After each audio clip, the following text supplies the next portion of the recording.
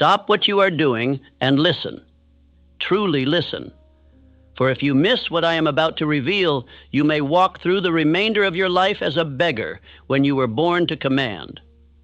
The difference between the man who bends the world to his will and the man who is bent by it is not luck, is not talent. It is the way he thinks. And more precisely, it is how he believes. I am not here to inspire you. I am not here to entertain you. I am here to awaken you. You have within you the power to call forth riches, position, greatness, and command over your conditions. But only if you first seize control over the thing that controls everything else, your mind. This speech will not merely speak to your ears, it will instruct your spirit. If you will allow me to guide you, you shall come to know that the invisible laws that govern success are not hiding from you. They are awaiting your belief, your obedience, your decision. I urge you, do not skip, do not drift, do not wander away. Hear every word, for I have built this speech as I built my life's work, with purpose, with law, with spiritual power. This is not something you listen to once and discard. This is something you return to daily, as you would return to the well of life itself. Listen to this speech not once, but many times, for repetition is the medium by which faith is built. Let these words seep into your subconscious until they no longer feel like mine, but like your own. That is when the world will begin to bend, not to me, but to you. Now steel your mind, for I am about to show you that when you think as if nothing is impossible, when you believe as if the result is already yours, and when you act as if the world must obey, it will. The moment you accept this truth, the laws of success will no longer be hidden. They will be yours to command. Let us begin. Part 1, the hidden power behind your thoughts. If you do not yet possess what you desire, it is because you do not yet believe that you deserve it. The world is not your enemy. It is your mirror.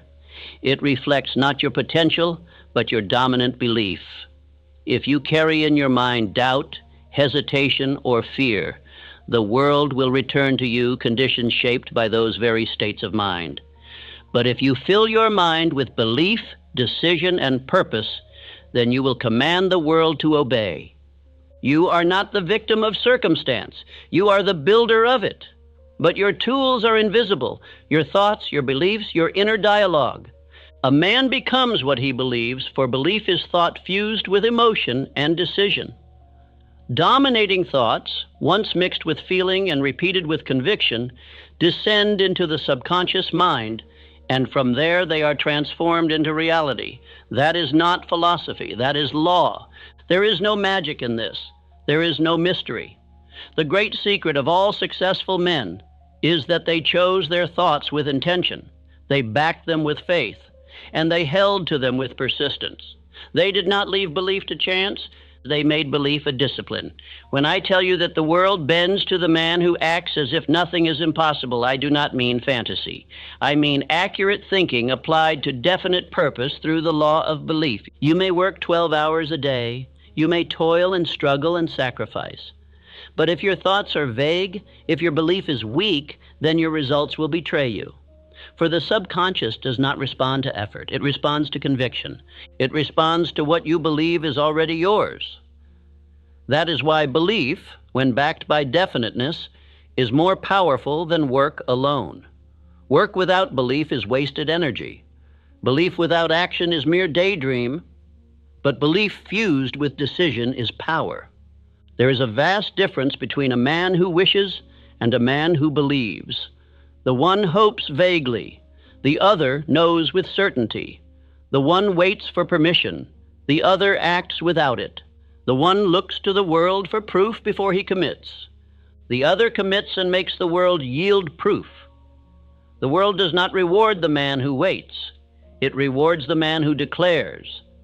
Wishing is weakness, but belief supported by decision is irresistible force. And so I give you this truth. I am the master of my belief. What I believe with emotion and act upon with decision becomes real. Say it aloud, not once, but every morning, every night, until your mind no longer questions, until your speech and your posture and your action all declare it without hesitation. Speak it until the doubt is gone. Speak it until you become what you speak. The tongue is the steering wheel of the subconscious, and belief is the engine. If you hesitate, the world hesitates. If you believe, it obeys. That is the strange and perfect symmetry of life. You do not need to chase success. You need only to chase certainty. When your inner belief becomes definite, your outer world becomes obedient. Men do not win by chance. They win by internal cause. And that cause is always, without exception, a belief they refuse to question. You must now dismantle the resistance within you. Every excuse, every hesitation, every fear that says it may not work for me is a lie you accepted from the world. You were not born with that doubt.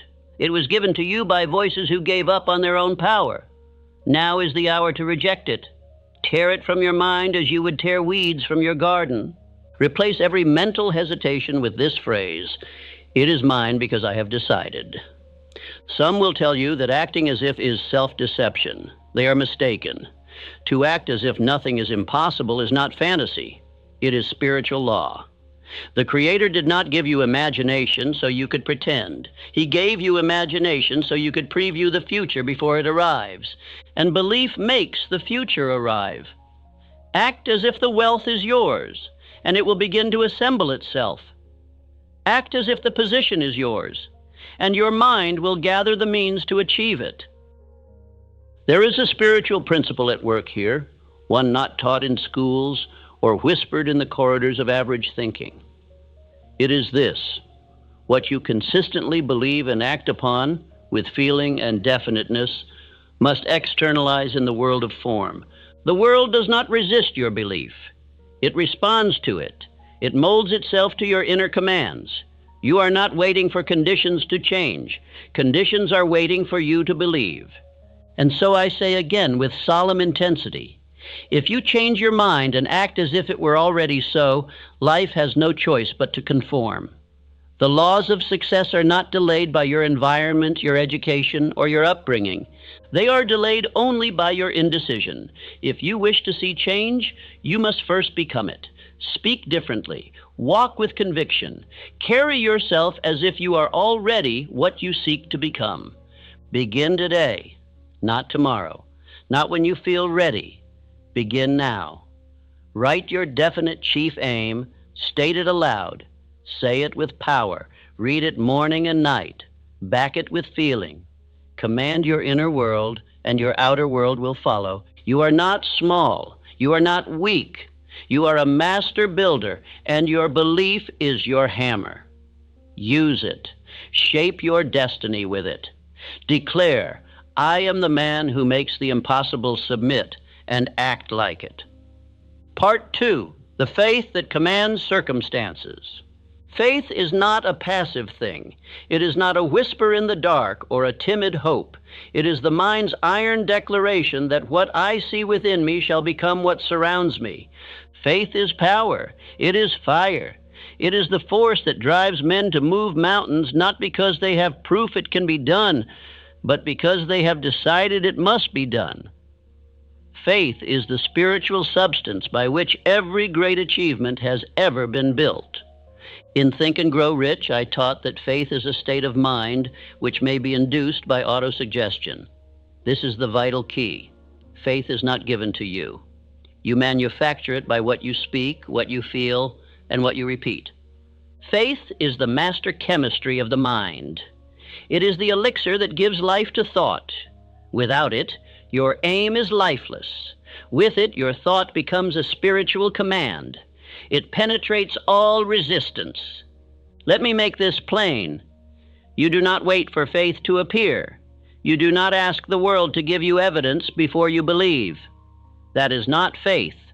That is indecision masquerading as logic. You decide to believe. You speak it, act upon it, live it, and the feeling will come. And once the feeling comes, it must be held, intensified, and directed toward your definite chief aim. That is how men build empires from nothing. Consider Henry Ford, a man not trained in engineering, not certified by academia, not backed by powerful men. He conceived the idea of the V8 engine and demanded it be built. His own engineers told him it was impossible. He told them, "Build it anyway." For months they returned with failure.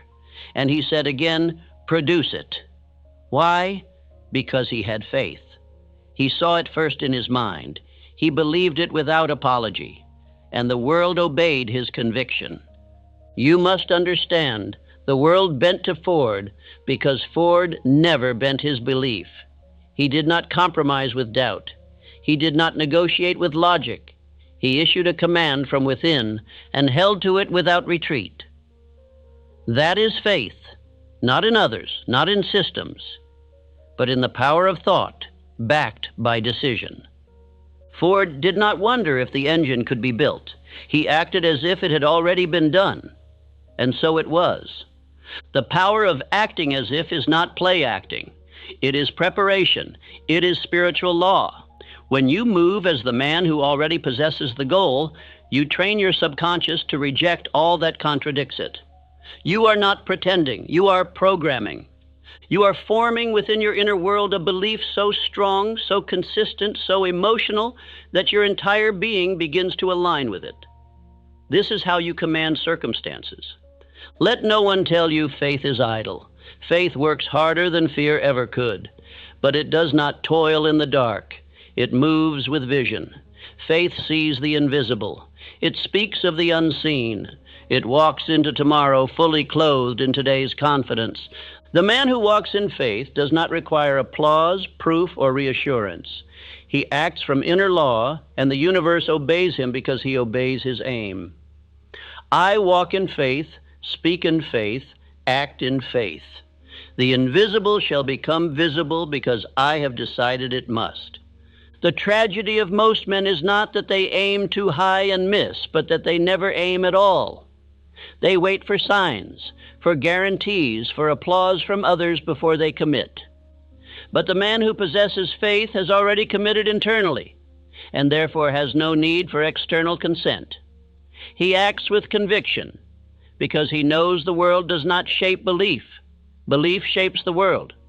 I repeat, faith is belief fused with emotion and fixed upon a definite chief aim. It is built by repetition. It is strengthened by decision. And it is proven by the fruits it produces. Show me a man of great faith, and I will show you a man of results.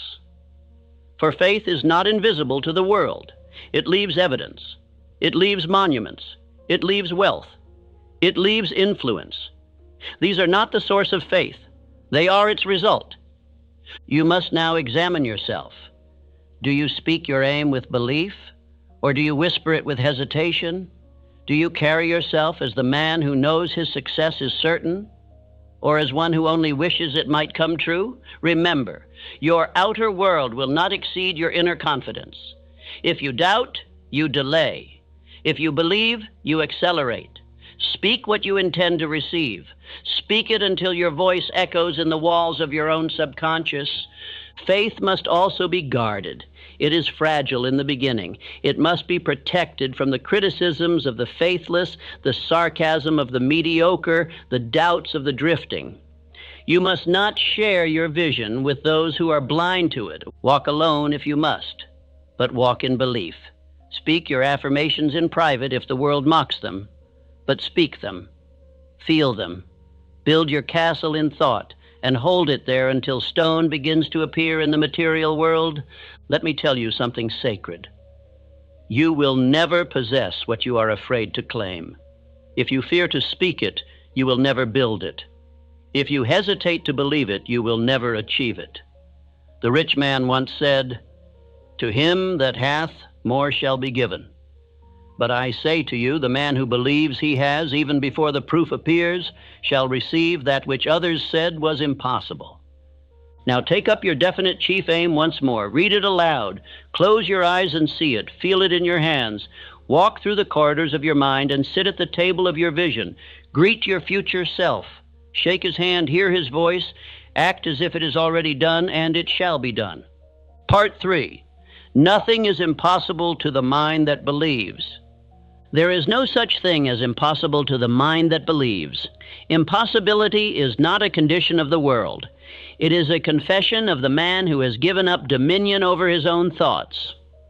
When a man says, "It cannot be done," what he truly means is, "I do not believe I can do it." And because belief is the gatekeeper to action, that man never begins, never builds, never breaks through. He is defeated in the silence of his own thought. The world is not shaped by real limits. It is shaped by the limits that men accept. And these are not laws. They are lies, inherited from the failures of other men who pass their doubts forward as if they were truth. But I say to you, the mind of man, when fixed upon a definite object and backed by faith, must bring forth that which it conceives. For there is no idea that cannot be done. There are only men who doubt it. Understand the power of your own subconscious mind. It has no sense of humor. It does not mock you when you speak of greatness. It does not question whether your goals are too large. It does not evaluate logic. It simply accepts what you give it.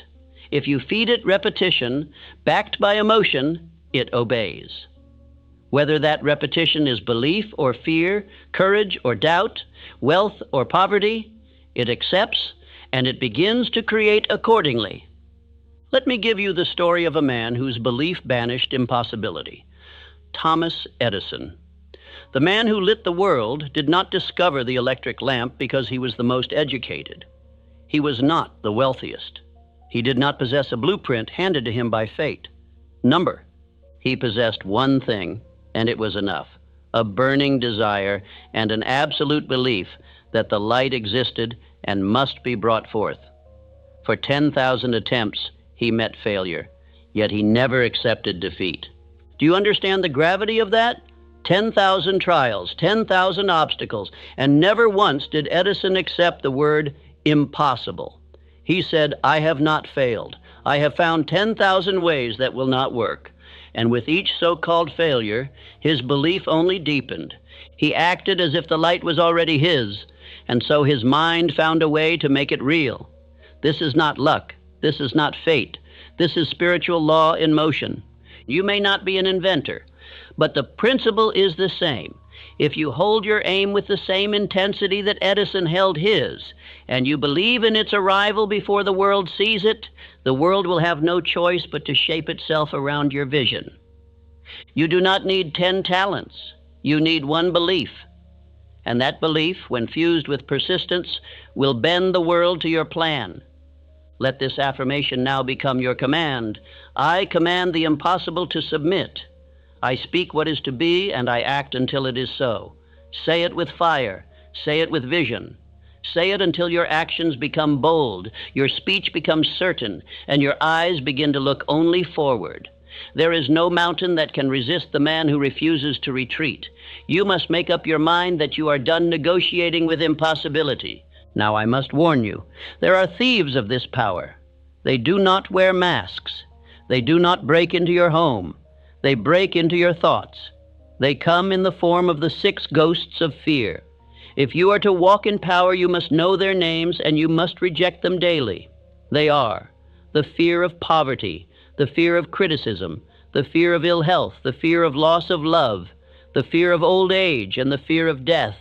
Of these, the 2 most dangerous to the man pursuing belief are the fear of criticism and the fear of poverty. The first paralyzes your expression. It causes you to hesitate before speaking your truth. The second imprisons your imagination. It causes you to believe you must stay small to survive. But let me make this plain. If you entertain these fears, even for a moment, you interrupt the current of faith. You cast doubt into the garden of your mind. If you wish to walk in belief, you must guard your inner world. No seed of doubt must be allowed to grow.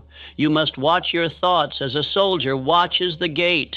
You must speak only that which reinforces your power. For the subconscious listens. It listens always. It hears your casual words. It hears your jokes. It hears your complaints. And whatever you repeat, it accepts. So you must speak with intention. You must declare the impossible as inevitable. Do not say, I hope. Do not say, I wish. Say, I am. Say, it is done. Say, this is mine. And act in accordance. Dress as if. Move as if. Spend your time as if. Believe as if. Not because the evidence is there, but because you are planting the evidence. Because you are laying down spiritual cause before the physical effect has time to appear. This is how a man who believes lives. He does not wait. He creates. You may have been told you need more experience. You may have been told you are too late, too early, too poor, too unqualified. But the man who believes does not consult those opinions. He does not measure his power by the standards of the world. He measures it by the laws of thought, which obey belief and persistency, not pedigree. You are not what others say you are. You are what you decide to believe and what you consistently prove through action. Remember, failure is not final unless you believe it is real. The difference between the successful man and the defeated one is often not resources, not skill, not luck, but whether he accepted failure or simply reclassified it as another step. Every delay is a test of belief. Every obstacle is an invitation to double your faith. If you do not turn back, you will reach the result. For the world has no defense against a man who never quits. So go now. Face your doubts. Banish them. Replace them with declarations of belief. Look at your vision with new eyes and refuse to blink. Refuse to shrink. Refuse to second guess. Say aloud, nothing is impossible to me, for I believe without retreat, and I act without fear, and act now. Part 4, the mental ritual that changes reality. You do not attract what you want. You attract what you are prepared to receive. And preparation does not begin in your environment. It begins in your thoughts. The man who waits for circumstances to change before he changes his behavior will always be waiting. But the man who changes himself first, who acts as if the future has already arrived, commands conditions to obey his example. This is the principle. Act as if it were already done, and it shall be. You must conduct yourself in thought, speech, and movement, like the man who already possesses the result. This is not deception. This is creation. Every man who ever achieved greatness walked before the world noticed him, thinking, believing, speaking, as if his name was already carved into history. It was not the world that crowned him. It was his conviction that demanded the crown. The mind is a creature of habit, and the subconscious mind, being without will of its own, follows the habits you assign to it. If you act as the poor man, it will deliver you poverty. If you act as the victim, it will create more injustice to support that identity. But if you act as the leader, the producer, the master of your fate, then your subconscious will begin to attract the ideas, the people, and the circumstances that match that image. And so I say to you, write your definite chief aim. Write it as if it is already complete.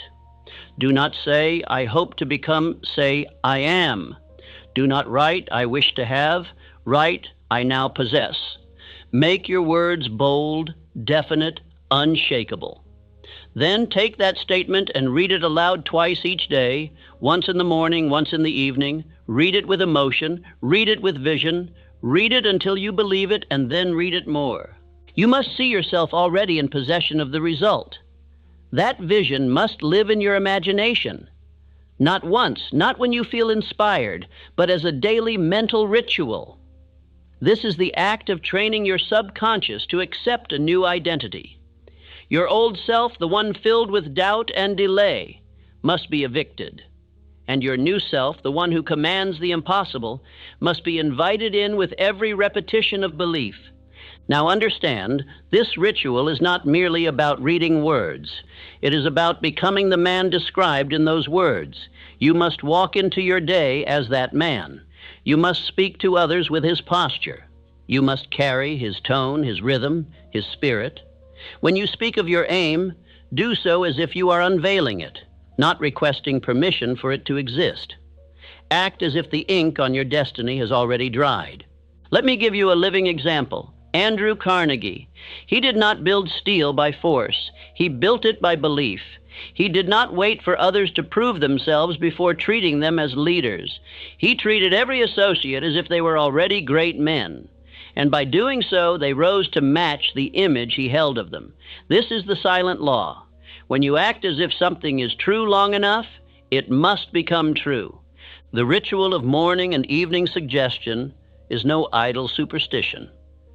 It is the furnace in which identity is reforged. If you rise each morning and immediately read your aim aloud with clarity and feeling, you set the tone for your day.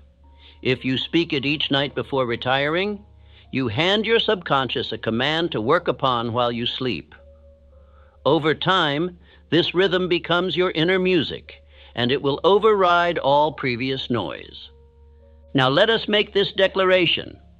I conduct myself in thought, speech, and action as if I already possess the result I seek. Say it with finality. Do not whisper it. Own it. For what you declare repeatedly becomes law in the land of the subconscious. And once that law is written, the machinery of your mind begins to move in its service. Ideas emerge, energy increases, coincidences appear. Why? Because you have changed your vibration of identity. And let me be clear, this transformation does not require the approval of others. You do not need applause to act as if you are powerful. You do not need titles to behave with authority. You do not need wealth to speak like a builder of fortunes. These things come after the behavior, not before. Your actions must lead. Your emotions must follow. And the world must then respond. Let us speak of behavior. The man who acts as if he is defeated carries slouched shoulders, avoids eye contact, speaks in uncertain tones, and hides from challenge. The man who acts as if he is victorious stands tall, meets eyes directly, speaks with calm command, and walks toward the struggle with eagerness. These are not random traits. They are reflections of belief. You must choose which version of yourself you will breathe into being. But what if doubt remains? What if fear clings? Then act anyway. For action, repeated, will strangle doubt. There is no greater antidote to uncertainty than motion. You cannot wait to feel confident before you behave with conviction. That is not how transformation works. You must earn confidence through performance. Each time you act in faith, your mind collects evidence that you are who you say you are. And soon, a shift will occur. A new identity will emerge. One that no longer plays small. One that no longer hides behind past mistakes. One that no longer fears the opinions of the world. You will begin to carry your purpose with dignity. You will speak with the authority of belief. And the world will begin to treat you differently, not because it changed, but because you did. You are not here to impress others. You are here to express the full potential of the man within, and that man is waiting. He does not require more information. He requires repetition. He requires discipline. He requires a ritual of thought, of speech, of posture. And through that ritual, he will rise. Now I say again, write your aim. Speak it aloud, twice daily, with emotion, with vision, with certainty. Act as if it is already yours. Conduct yourself in the image of the man who has already received it. This is not fiction. This is the formula. Thousands have used it. You shall now be counted among them. Part 5. What the subconscious obeys. There is but one thing over which you have absolute control, and that is your own mind. This truth is the cornerstone of all achievement. You may not control others. You may not control the tides of the economy or the decisions of men, but you control your thoughts, and by mastering that internal dominion, you come to influence all that is external. All else in your life will follow the pattern of your belief. Your subconscious mind is the silent builder of your circumstances. It is the unseen hand shaping your conditions, but it is not creative on its own. It must be directed. It does not originate thought, it receives it. It does not distinguish between truth and falsehood, wealth or poverty, victory or defeat. It acts upon whatever you impress upon it through repetition and emotional intensity. What you plant, it must grow. Think now of your subconscious as a fertile field. If you plant thorns, doubt, fear, limitation, those shall take root and overrun the garden. But if you plant strength, purpose, belief, and clarity, and water them daily with conviction, then abundance shall rise. The field does not argue.